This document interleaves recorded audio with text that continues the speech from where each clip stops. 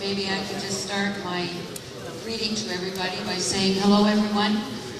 I'm Dana Deal, and I would like to take this opportunity to thank all of you who have traveled to gather here today, and also to welcome the folks watching on the webcast. As you know, hopefully you know already that we have coffee and tea situated to the right of the stage. Please feel free to help yourselves whenever you feel the need. And directly to my right here, through the double doors, is where the smoking area is located. Washrooms are located once again to the right of the stage. There's a ramp going up. Whether you've been following this information relative to today's seminar or you're hearing it for the first time, we ask only that you allow the information to flow through your heart with your mind relaxed and open to the potential for new ideas to resonate within you.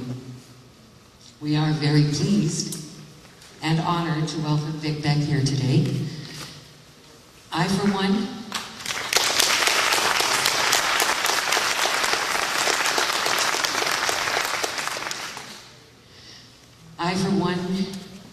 really appreciate the incredible effort that he has put into gathering the knowledge being shared here. And I'm very thankful to be a part of a group that is striving to make this world we live in a better place for each other and for future generations.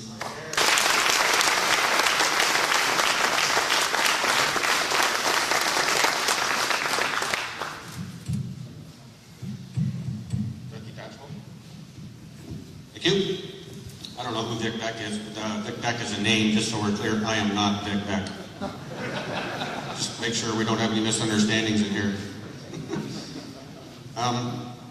If you don't already know, a large part of the game that's being, I don't want to say used against us, but it's what's got us bound up in this game of money and commerce and debt, is it starts with a name.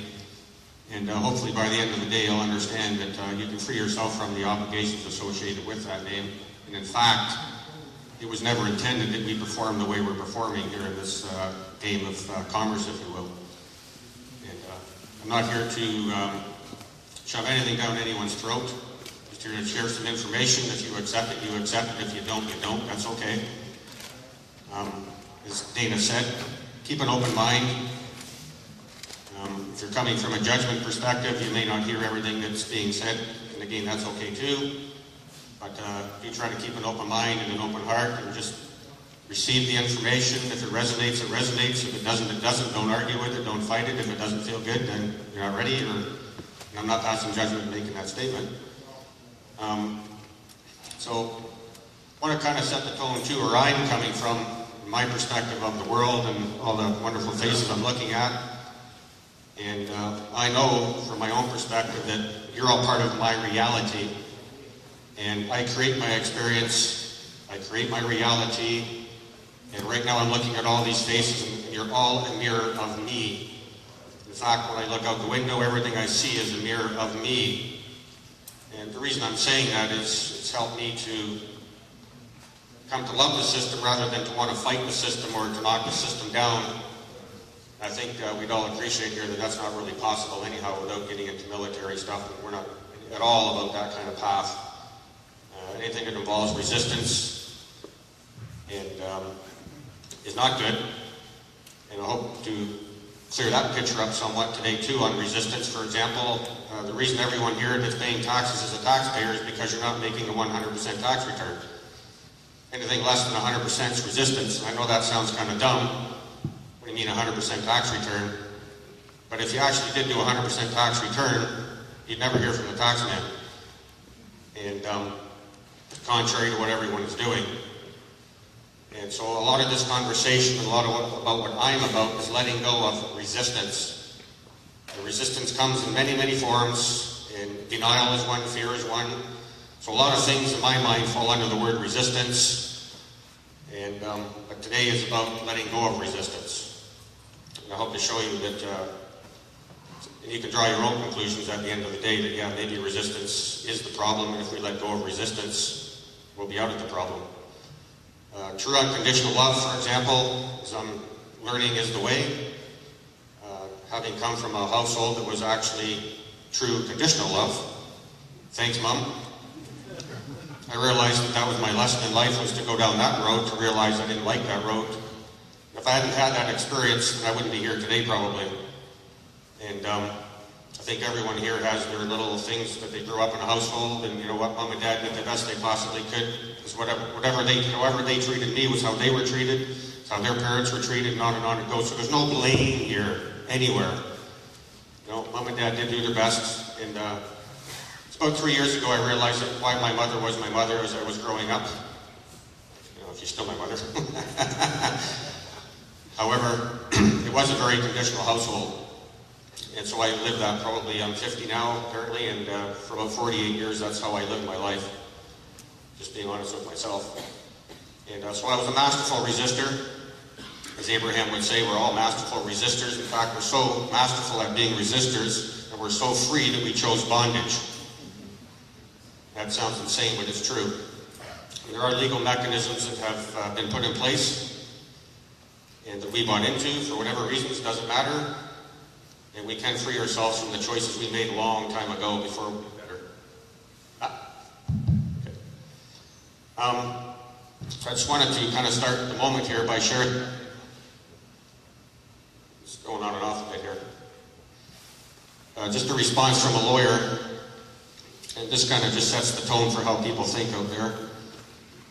And I approached this lawyer just to have a short chit chat about some things.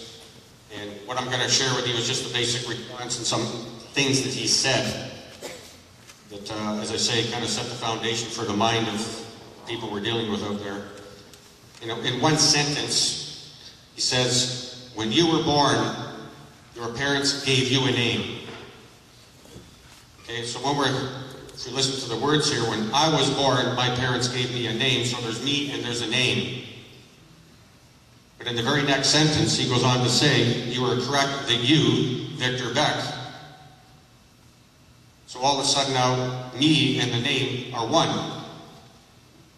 Okay, so it started with, your parents gave you a name, and then in the next sentence says, you, Victor Beck, suggesting now that me and Victor Beck are one and the same, which is not true.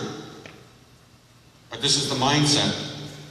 And this is the ignorance, I'm going to call it ignorance, is what we're up against on a daily basis out there, because everyone pretty much is thinking that same way. Certainly the agents in the system are thinking that way. That's why when you go into a court situation, they call a name.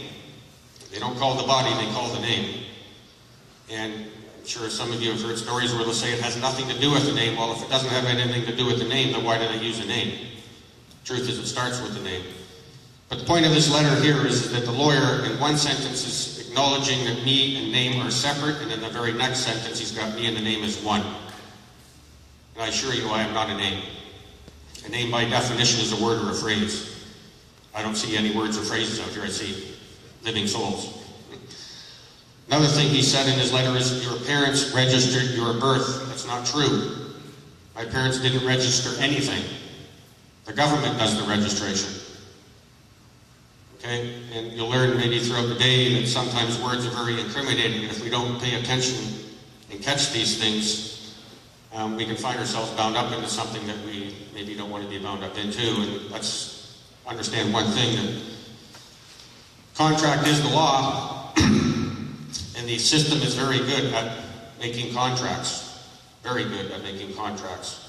In fact, a willingness for two strangers to talk can be considered a contractual situation, or giving rise to the